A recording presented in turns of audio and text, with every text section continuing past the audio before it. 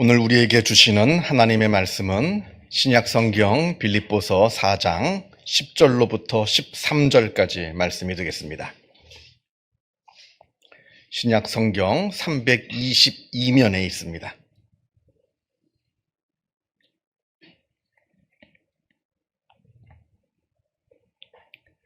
빌립보서 4장 10절에서부터 13절까지의 말씀을 봉독합니다. 이 계시의 말씀을 봉독할 때에 살아계신 하나님의 음성을 다 함께 들으실 수 있기를 바랍니다. 내가 주 안에서 크게 기뻐함은 너희가 나를 생각하던 것이 이제 다시 싹이 남이니 너희가 또한 이를 위하여 생각은 하였으나 기회가 없었느니라. 내가 궁핍함으로 말하는 것이 아니니라. 어떠한 형편에든지 나는 자족하기를 배웠노니 나는 비천에 처할 줄도 알고 풍부에 처할 줄도 알아. 모든 일 곧 배부름과 배고픔과 풍부와 궁핍에도 처할 줄 아는 일체의 비결을 배웠노라. 내게 능력 주시는 자 안에서 내가 모든 것을 할 수 있느니라. 아멘. 요즘 우리 교회 새벽 기도에서 우리는 시편을 같이 읽고 있습니다.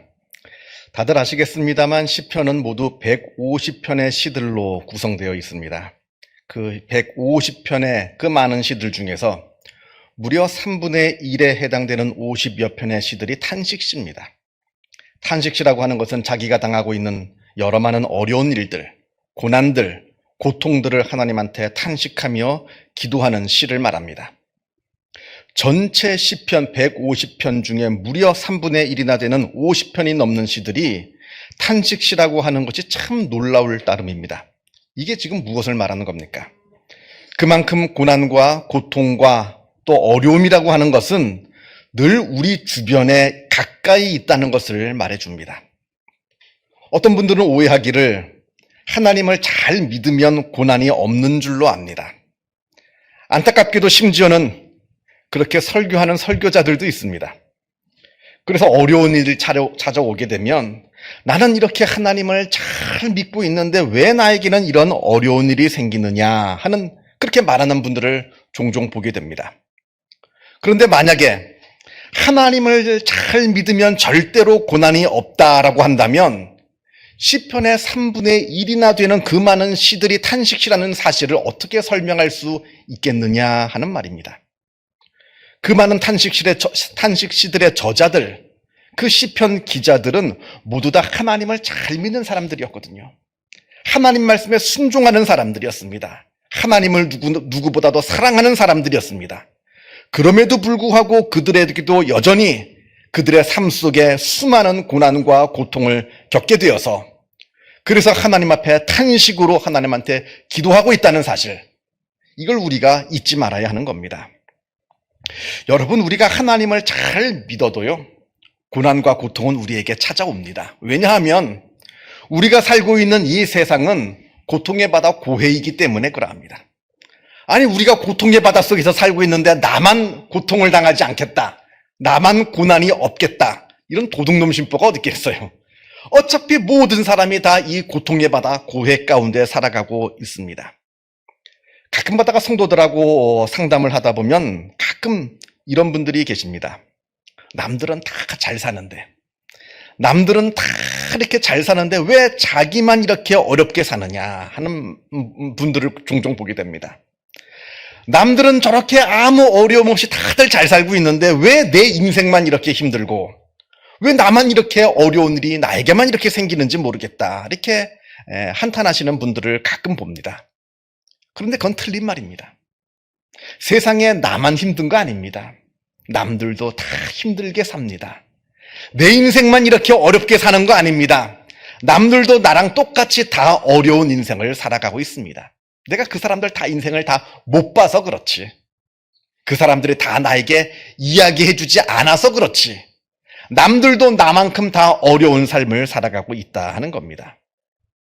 저는 그런 분들을 볼 때마다 가끔 이런 말들을 해드립니다. 세상을 좀 넓게 보시라고. 나만 바라보지 말고, 내 인생만 바라보지 말고, 그래서 내 인생은 왜 이렇게 힘드냐 한탄하지 말고 좀 세상을 넓게 보셔라.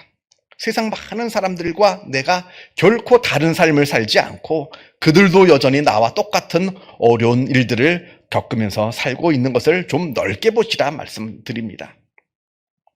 세상의 모든 사람들이 다 자기의 인생의 무게를 견디면서 살아가고 있습니다. 이걸 우리가 바라봐야 되는 겁니다.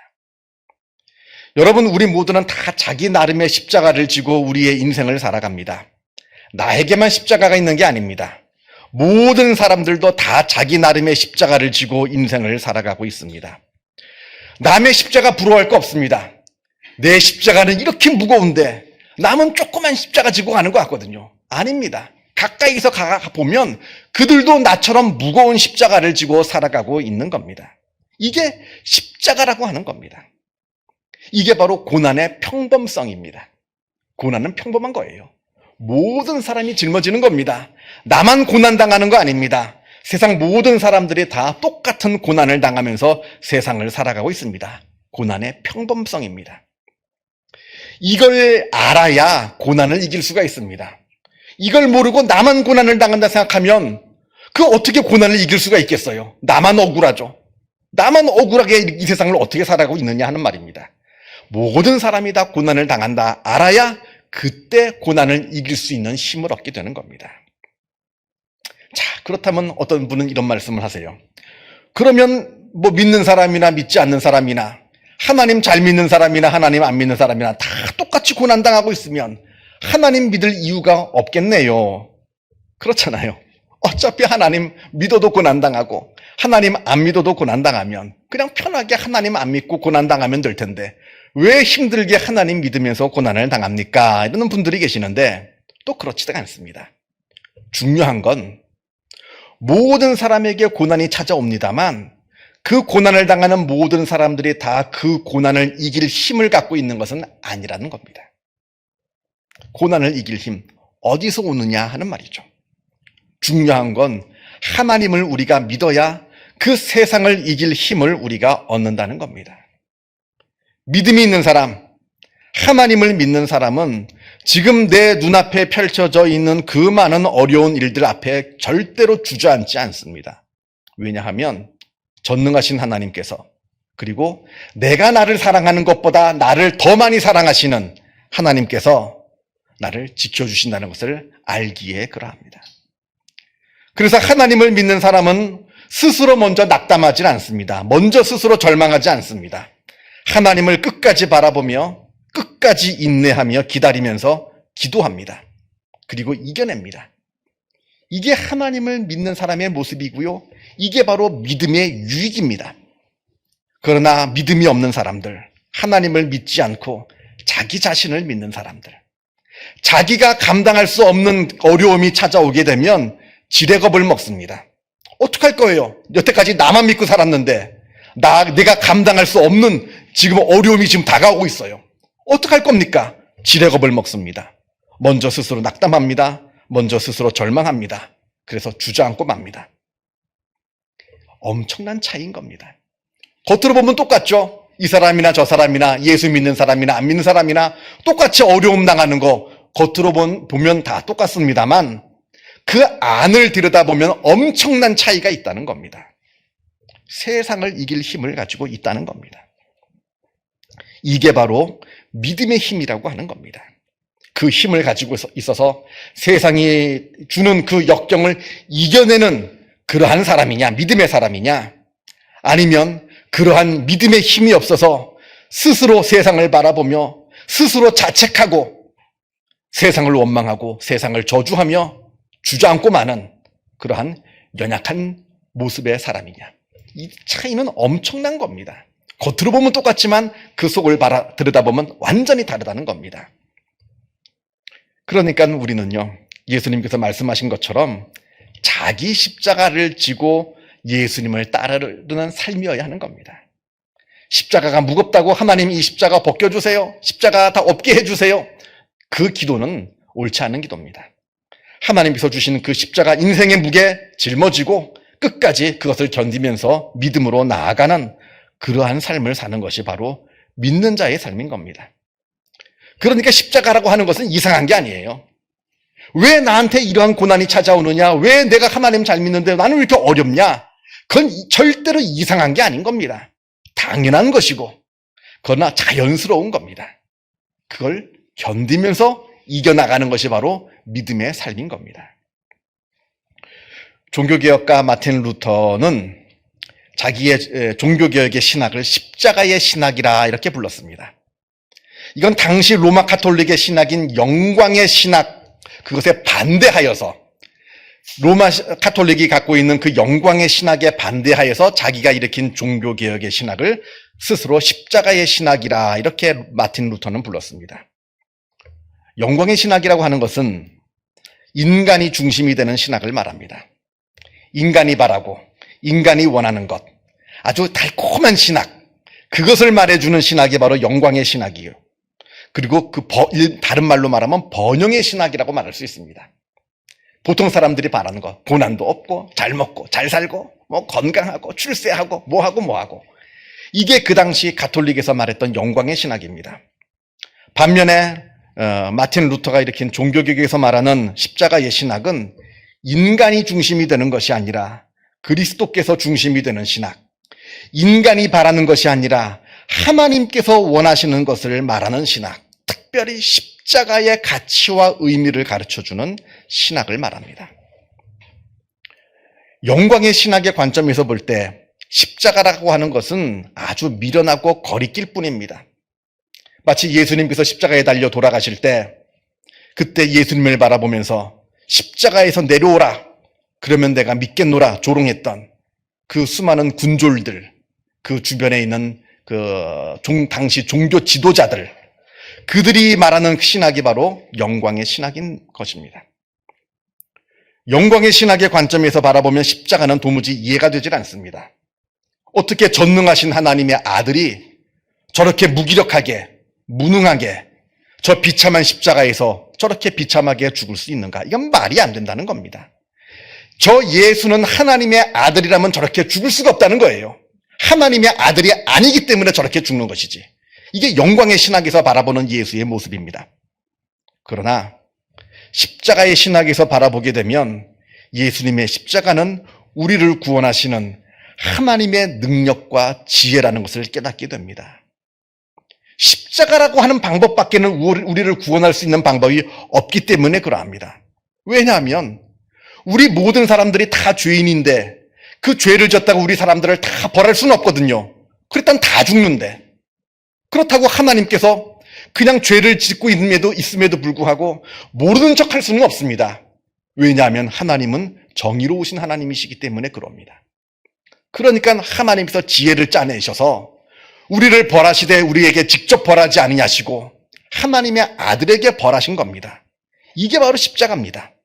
이게 바로 하나님의 묘수 중의 묘수예요. 어떻게 이런 생각을 하실 수가 있어요? 하나님의 묘수 중의 묘수가 바로 이 십자가라는 겁니다. 이걸 깨달으니까 예수님과 함께 십자가에 못 박혔던 한 강도가 예수님을 바라보며 예수여 당신의 나라에 임하실 때에 나를 기억하소서 이렇게 고백하게 되는 겁니다.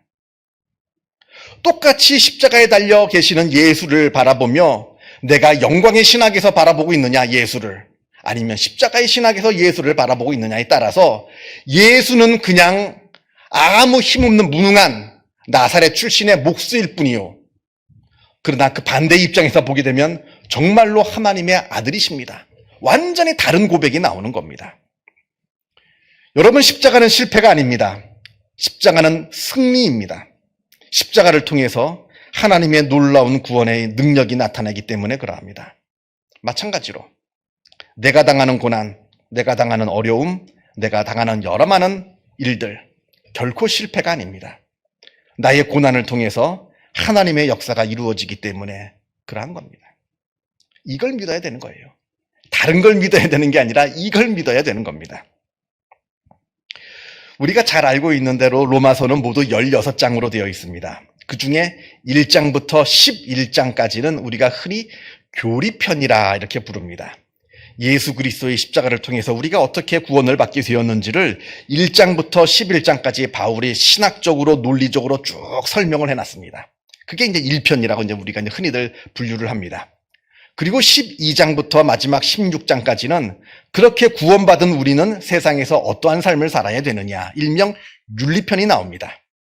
어떠한 삶을 살아야 되는지. 그러니까 로마서는 1장부터 11장까지는 1편, 12장부터 16장까지는 2편, 이렇게 편 이상 우리가 이렇게 나눕니다. 자, 그러면서 우리가 쭉 로마서를 읽게 되면 1장부터 11장까지 바울이 그렇게 예수 그리스도의 십자가의 구원의 능력에 대해서 신학적으로 또 논리적으로 쭉 설명을 하다가 11장 마지막, 그 1편의 마지막에 가서 바울이 마음에 아주 감동이 되어서, 여태까지는 논리적인 글이었는데 갑자기 거기서 노래를 부릅니다. 음표는 없지만 그게 시처럼 되어 있어요. 마지막 부분이. 노래를 부르는 겁니다. 찬송을 부르는 겁니다. 뭐라고 부르냐면, 깊도다 하나님의 지혜와 지식의 풍성함이여, 그의 판단은 헤아리지 못할 것이며 그의 길은 찾지 못할 것이로다. 누가 주의 마음을 알았느냐? 누가 그의 모사가 되었느냐? 누가 주께 먼저 드려서 갚으심을 받겠느냐? 이는 만물이 주에게서 나오고 주로 말미암고 주에게로 돌아갑니다. 그에게 영광이 세세에 있을지어다. 아멘. 십자가를 놓고 이렇게 감동이 되어서 노래를 부릅니다. 세상 사람들은 십자가를 볼 때 십자가는 무능하고 미련하게 보입니다. 십자가는 실패라고 말합니다. 그러나 하나님은 그 십자가를 통해서 놀랍게도 구원의 능력을 나타내 보이셨다는 겁니다. 그걸 쭉 논리적으로 설명하다가 마음의 감동이 너무나 되니까 그냥 그 자리에서 노래를 부르는 겁니다. 하나님의 지혜가 깊도다 합니다. 누가 이걸 알았겠느냐? 하나님의 묘수 중에 묘수라는 거예요. 이 십자가라고 하는 것은 실패가 아니라 하나님께서 하나님의 뜻을 이루시기 위한, 모든 우리의 이 죄인된 우리를 구원하시기 위한 하나님의 묘수 중에 묘수다. 누가 이 마음을 알았겠느냐? 하나님을 지금 찬양하고 있는 겁니다. 그 정도로 십자가라고 하는 것은 신비 중에 신비입니다.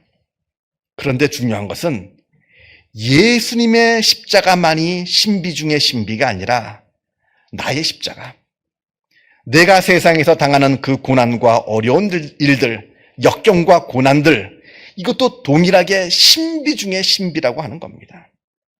왜냐하면 거기에서 하나님의 놀라운 역사가 이루어지기 때문에 그러합니다. 하나님을 알지 못하는 사람들은 자기가 겪는 역경과 어려움을 만나게 되면 지레 겁을 먹어서 실패했다 합니다. 내 인생은 끝났다. 이생망이라고 들어보셨어요? 이생망. 요즘 친구들. 이번 생은 망했다. 이번 생은 망했대요. 젊은 20대 친구들도 조금 뭐 하나 잘못되면 실패했다고 봅니다. 내 인생 끝났다. 이번 생은 망했다. 이생망이라 합니다. 다 끝장났다 합니다. 그건 하나님을 알지 못하는 사람들의 생각이고요. 하나님을 믿는 사람들, 우리 믿는 자들은 그 어려운 일들, 그 역경들, 고난들 속에서 역사하시는 하나님을 바라봅니다. 그러니까 내 고난, 내 십자가는 실패가 아니에요. 그 자리에서 하나님의 놀라운 역사가 이루어지는 아주 승리의 자리가 되는 겁니다. 무능력의 자리가 아닙니다. 내 고난의 자리는 무기력의 자리가 아닙니다. 하나님께서 역사하시는 놀라운 자리입니다. 그렇기 때문에 예수님의 십자가도 신비 중에 신비이지만 내 십자가도 신비 중에 신비입니다. 그러니까 바울이 로마서 11장에 불렀던 그 찬양이 나의 찬양이 되어야 하는 겁니다. 오늘 본문을 보겠습니다. 오늘 우리가 읽은 빌립보서는 옥중서신입니다. 바울이 복음을 전하다가 감옥에 갇히게 되었는데 그때 감옥에서 빌립보 교회에게 보낸 바울의 서신이 바로 오늘 빌립보서입니다. 지금이야 인권이 잘 보장되어 있어서 감옥에 있는 재소자들도 인권을 보장받고 잘 먹고 또 좋은 옷을 입고 그렇게 잘 삽니다만, 그러나 지금으로부터 2000년 전 이 당시는 상황이 달랐습니다. 감옥에서 지낸다는 것이 보통 힘든 게 아니었어요. 그러니까 빌립보 교회가, 우리가 사랑하고 존경하는 바울 선생께서 저렇게 감옥에 갇혔다는 소식을 듣고 바울에게 필요한 것을 보냅니다. 그게 뭔지는 몰라요. 그게 돈이 되었는지 아니면 먹을 거였는지 아니면 입을 거였는지 뭔지는 모릅니다만 아무튼 바울이 그 감옥에서 좀 쓰시라 하면서 뭔가를 이렇게 보냅니다. 10절을 이제 보게 되면 바울이 이제 거기에 대해서 이제 응답을 하는 거예요. 이제 뭔가 나한테 보내줬으니까 고맙다고 편지를 쓰는 겁니다. 내가 주 안에서 크게 기뻐함은 너희가 나를 생각하던 것이 이제 다시 싹이 남이니 너희가 또한 이를 위하여 생각은 하였으나 기회가 없었느니라. 내가 너희가 보내준 거 잘 받았다는 거예요. 그리고 너희가 뭐 아마 그랬던 거겠죠. 진작 보냈어야 되는데 아이고 이제 보내서 죄송합니다. 뭐 그러면서 보냈겠죠. 그러니까 다 안다. 너희들 마음 내가 다 이해한다. 너희가 진작 나한테 보내려고 마음은 있었지만 기회가 없었을 뿐이었다는 건 내가 다 잘 안다. 그러니까 그것 때문에 마음 쓰지 말아라 하는 그 뜻입니다. 그러면서 바울이 한 가지 걱정이 생겼어요. 오해가 생길까 봐. 이렇게 편지를 쓰면 또 달라는 건 줄 알고 바울이 아이고 고맙습니다. 잘 썼습니다. 잘 먹었습니다. 잘 입었습니다 하면 또 보내달라는 소리인 줄 알고 이게 바울이 이제 걱정이 돼가지고 이제 씁니다. 마치 더 많이 보내달라 하는 것처럼 오해받을까 봐 11절에서 바울이 이렇게 적습니다. 내가 궁핍함으로 말하는 것이 아니니라. 어떠한 형편이든지 나는 자족하기를 배웠노니 12절 나는 비천에 처할 줄도 알고 풍부에 처할 줄도 알아. 모든 일 곧 배부름과 배고픔과 풍부와 궁핍에도 처할 줄을 아는 일체의 비결을 배웠노라. 지금 당신들한테 고맙다고 지금 말하는 것은 좀 더 많이 보내달라 그 얘기를 하기 위해서 보내는 게 아니라 합니다. 왜냐하면 바울은 이미 비천에 처할 줄도 알고 풍부에 처할 줄도 아는 일체의 비결을 배웠기 때문에 그러하다 말합니다. 여러분, 지금 바울이 나는 비천에 처하고 배고픔에 처하고 궁핍에 처하는 비결을 배웠다는 얘기는 그게 좋다는 얘기가 아니에요. 세상에 비천에 처하고 배고픔에 처하고 궁핍에 처하는 것이 좋은 사람이 어디 있어요? 미친 사람이 아닌 이상. 그게 좋으면 정신병원에 가야죠. 그게 좋다는 얘기가 아닙니다. 힘들죠. 어렵죠. 괴롭죠. 그럼에도 불구하고 그 속에서 스스로 만족하고 감사할 수 있는 것, 그것을 이야기하는 겁니다. 지금 비록 내가 비천에 처하고 배고픔에 처하고 궁핍에 처하고 그래서 괴롭지만 그것만 바라보면 괴롭습니다. 그러나 그 일들을 통해서 하나님께서 하실 일들을 바라보게 되면 이길 힘을 얻게 된다는 겁니다. 왜냐하면 그 자리에서 하나님께서 역사하실 것이거든요.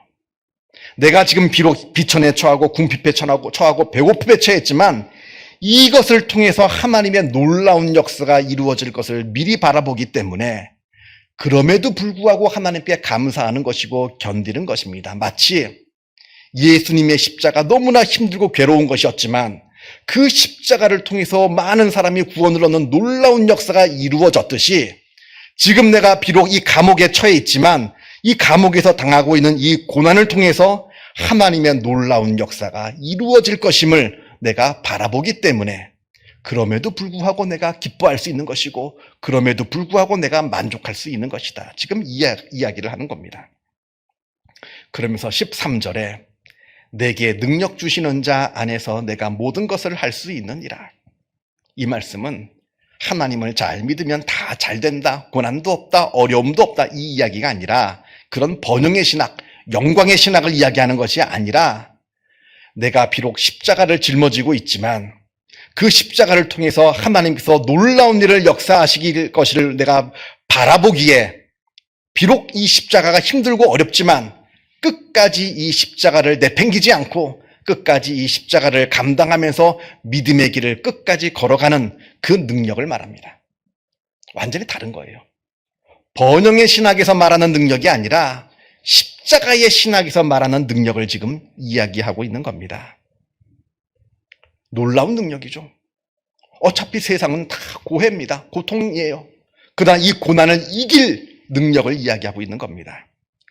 그런데 이 능력은 결코 저절로 생기지 않습니다. 여러분, 이 방금 바울이 이야기한 그 능력은 모든 것을 견딜 수 있는 능력은 절대로 저절로 생기지 않습니다. 그저 내가 마음속으로 갖고 싶다고 해서 내가 가질 수 있는 그런 능력이 아닙니다. 이 능력은 믿음 안에서 우리가 얻을 수 있는 능력입니다. 믿음 안에서 성장하는 능력이에요. 어떤 능력이냐? 요한 1서 5장에 무릇 하나님께로부터 난 자마다 세상을 이기느니라. 세상을 이기는 승리는 이것이니 우리의 믿음이니라. 우리가 세상을 이기는 능력 저절로 생기는 거 아닙니다. 내 안에서 저절로 생기는 거 아니에요. 하나님께로부터 난다 합니다. 그리고 이것이 바로 믿음이라고 하는 겁니다. 이게 바로 믿음인 겁니다. 그리고 또 한 가지 더 말씀을 드리자면 믿음이라고 하는 것은 그저 믿습니다가 아닙니다. 믿음은 사랑이에요. 내 믿음의 크기는 내가 얼마나 하나님을 사랑하느냐에 달려 있습니다. 하나님을 더 많이 사랑하면 더 많은 믿음이 생기고, 더 많은 믿음이 생기면 세상을 이길 힘을 더 많이 얻게 되는 것이고, 내가 하나님을 사랑하지 못하면 나는 믿음을 얻지 못하는 것이고, 믿음을 얻지 못하면 세상을 이길 힘이 없게 되는 겁니다. 이 놀라운 은혜를 꼭 기억하시기를 바랍니다. 기도하겠습니다. 사랑과 은혜가 충만하신 하나님 아버지, 우리가 이 세상을 살아갑니다. 이 험난한 세상을 살아가게 됩니다. 하나님, 우리에게 믿음을 허락하여 주시어서 나와 함께 하여 주시는 하나님을 바라보게 하여 주옵소서. 내 곁에서 나를 붙들어 주시고 인도하여 주시는 하나님, 그 하나님을 바라보며 의지하며 우리의 인생의 걸음을 한 걸음 한 걸음 걸어 나아가게 하여 주옵소서. 내 뜻대로 되지 않는다고, 내 앞에 어려운 일이 있다고 스스로 절망하고 스스로 낙담하여 스스로 주저앉지 않게 하여 주시고, 스스로를 자책하지 않게 하여 주시고, 세상을 원망하고 세상을 저주하는 그러한 어리석은 자의 삶을 살지 않게 하여 주시고, 우리가 믿음의 눈을 들어 하나님을 바라보고 하나님을 의지하여 용기를 가지고 인생의 걸음을 계속해서 뚜벅뚜벅 걸어 나아가는 주님의 귀한 백성들 되게 하여 주시어서 그 은혜를 우리가 경험하며 하나님을 찬양하며 하나님을 기쁘시게 해드리며 살아가는 우리의 삶이 되어질 수 있도록 주님께서 역사하여 주시고 인도하여 주옵소서. 감사드리오며 이 모든 말씀 우리 주 예수 그리스도 이름으로 기도하옵나이다. 아멘.